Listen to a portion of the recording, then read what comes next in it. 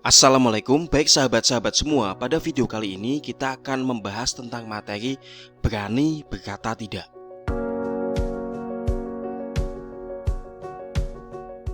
Ya, biasa di sini profil, silahkan bisa ganti nama Anda, bisa diganti foto Anda.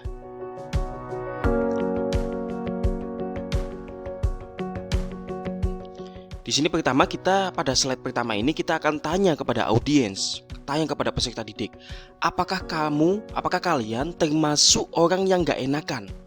Misalnya, gak enak kalau menolak dan berkata tidak. Kemudian gak enak kalau ingin mengutarakan apa yang diinginkan dan dirasakan. Ya. Kebanyakan orang seperti ini, mungkin termasuk Anda, termasuk saya, termasuk kita. Karena budaya kita memang kebanyakan budaya nggak enakan, ya. Nggak enak kalau menolak ajakan orang lain, nggak enak kalau berkata tidak, nggak enak kalau ingin mengutarakan apa yang ingin dirasakan gitu. Sungkan gitu perasaannya. Nah, faktanya budaya nggak enakan ini seringkali membuat seseorang mengalami kondisi yang tidak mereka inginkan. Kondisi yang sangat tidak menyamankan bagi kita.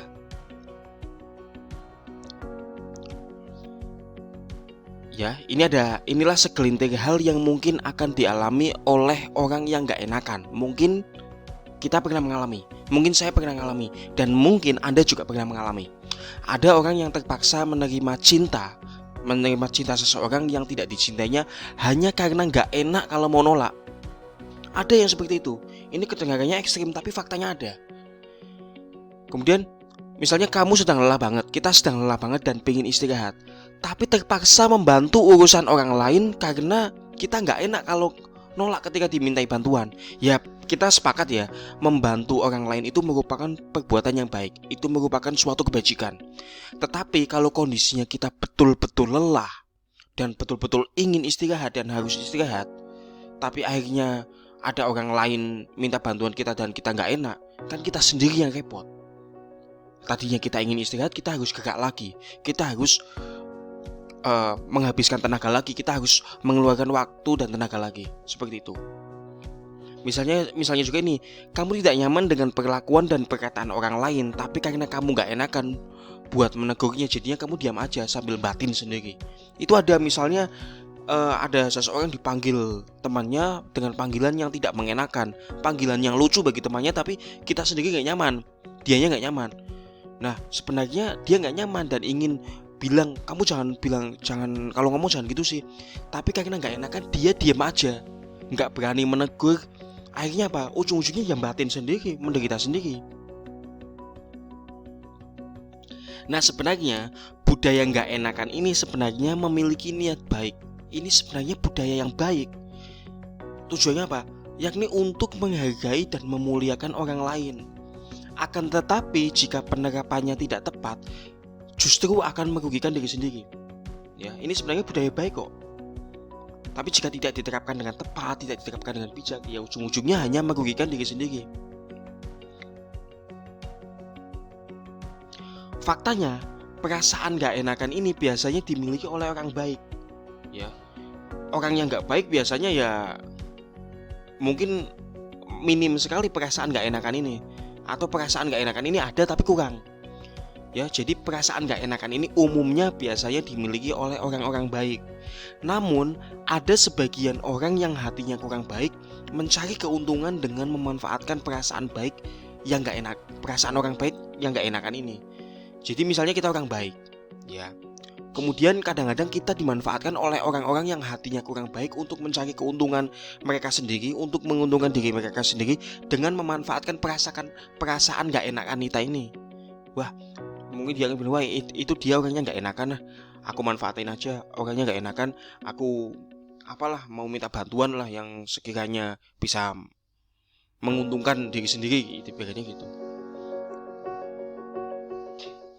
Jadi gini, jika memang tidak nyaman, jika memang tidak kamu inginkan, maka beranilah untuk berkata tidak dan beranilah untuk menolak.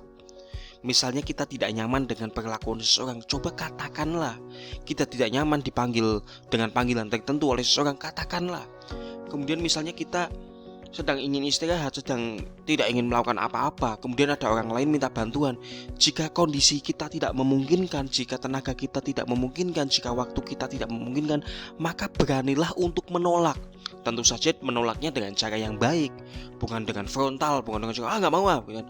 Tapi utarakanlah kondisi Anda, utarakanlah keadaan Anda, nyatakanlah keadaan Anda bahwa Anda memang betul-betul sedang tidak bisa memberikan bantuan, seperti itu. Jika memang ada hal yang ingin kamu ungkapkan, maka beranilah untuk mengungkapkan, ya. Jangan cuma diam sendiri. Nah, di sini berani berkata tidak, berani mengutarakan pendapat, berani menolak. Ini akan membuat orang lain percaya kalau kamu adalah orang yang punya prinsip dan tegas. Dan justru dengan beginilah kamu akan lebih dihargai dan lebih berpengaruh, ya. Jadi kita memiliki prinsip dan kita tegas. Kalau kita mau mengatakan tidak, ya katakan tidak. Kalau kita mau menolak, ya tolak. Kalau kita mau mengutarakan pendapat, ya utarakanlah. Ya, dengan begini kita akan lebih dihargai. Ya. Ya, demikian sahabat-sahabat tentang materi berani berkata tidak. Ini sangat penting sekali karena kebanyakan orang terjebak dalam kondisi yang sangat tidak nyaman, dalam kondisi yang tidak mereka inginkan, hanya karena mereka tidak berani berkata tidak, hanya karena mereka tidak berani menolak, hanya karena mereka tidak berani mengutarakan apa yang ingin mereka utarakan. Ya, demikian, semoga bermanfaat dan mudah dipahami. Sampai jumpa di video lainnya. Saya Firaun Soji mengucapkan salam bahagia.